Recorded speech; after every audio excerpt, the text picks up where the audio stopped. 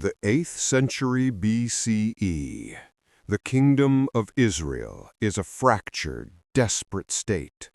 Caught between the relentless expansion of the Assyrian Empire to the east and its own internal strife, the crown was a target, not a guarantee. The capital, Samaria, was a powder keg, and the fuse was lit by a man named Pekah. This is the story of Pekah, son of Remaliah, a soldier, a general, and a usurper whose reign would plunge Israel into its final, fatal conflict. Pekah did not inherit his power, he seized it. He began his career not in the palace, but in the barracks, rising to become a tritarch, or commanding officer, in the army of King Pekah. These were turbulent years following the assassination of King Zechariah and the brief, unstable reign of Shallum. A seasoned military man, Pekah understood that in this era loyalty was fickle and power belonged to the strongest sword. He commanded the respect of the anti-Assyrian faction, a growing group tired of paying tribute to the superpower. The time came in approximately 737 BCE. According to the Book of Kings, Pekah gathered 50 men of Gilead, hardened fighters from the Transjordan region, possibly his personal loyalists. They attacked the capital city of Samaria, entering the citadel to seize the throne. In the royal citadel, at the fortified tower of the king's house, Pekah confronted and murdered the reigning monarch, King Pekah, the son of Menahem. With this single, ruthless act, General Pekah, son of Remaliah, became king of Israel. Pekah's reign was defined by one goal: resistance to Assyria. He immediately reversed the pro-Assyrian policies of his predecessors. He forged a critical alliance with Rezin, king of Aram Damascus, forming what historians call the Syro-Ephraimitic coalition. They believed that by uniting their armies, they could stand against the terrifying might of the Assyrian king Tiglath-Pileser III. The coalition had a critical problem. The kingdom of Judah, ruled by King Ahaz, refused to join their anti-Assyrian front. Pekah and Rezin decided to force the issue. They marched south and laid a devastating siege to Jerusalem. Their aim was to depose Ahaz and install a puppet king, the son of Tabeel, who would bring Judah into their alliance. The siege was brutal, and Judah was on the brink of collapse. King Ahaz made a desperate, fateful choice. Ignoring the counsel of the prophet Isaiah, who urged him to trust in God, Ahaz sent a treasure-laden plea to the one power the coalition feared, Tiglath-Pileser III of Assyria. The Assyrian king saw his opportunity. The coalition had provoked him, and now one of its targets was inviting him in. Tiglath-Pileser III mobilized his colossal army.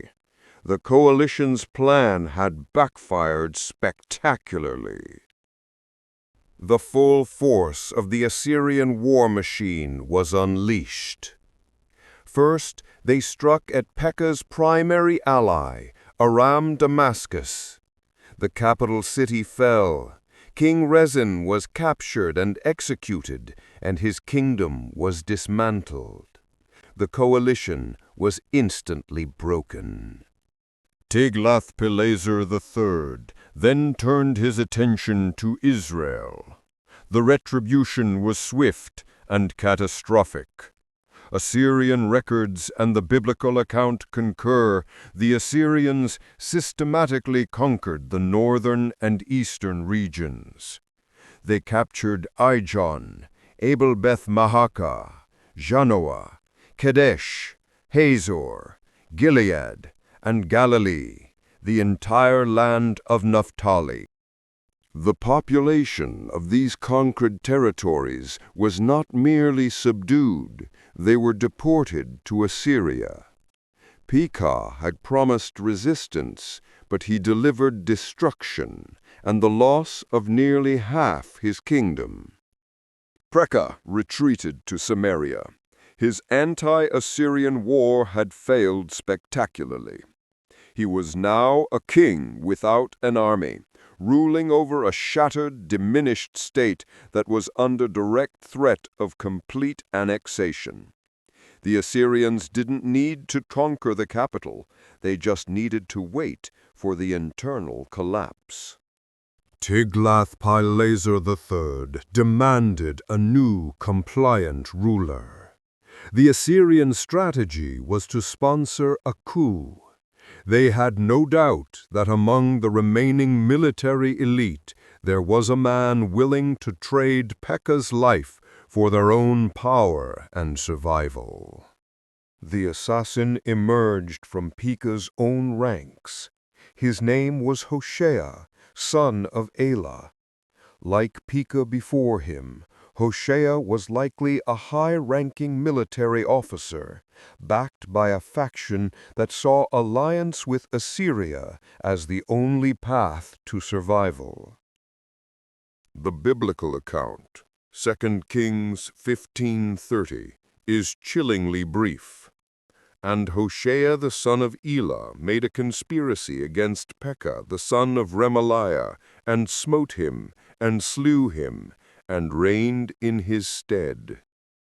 The assassination occurred around 732 BCE, after a reign of roughly 8 years.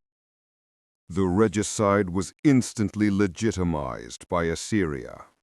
Tiglath-Pileser III's own inscription boasts of installing Hoshea as king after the people had overthrown Pekah. Pekah, the ambitious soldier who took the throne by murder, lost it by the very same means.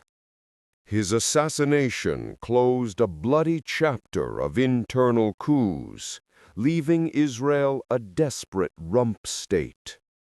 Just 10 years later, Hoshea's own attempt at rebellion would lead to the final, fatal Assyrian siege of Samaria, ending the kingdom of Israel forever.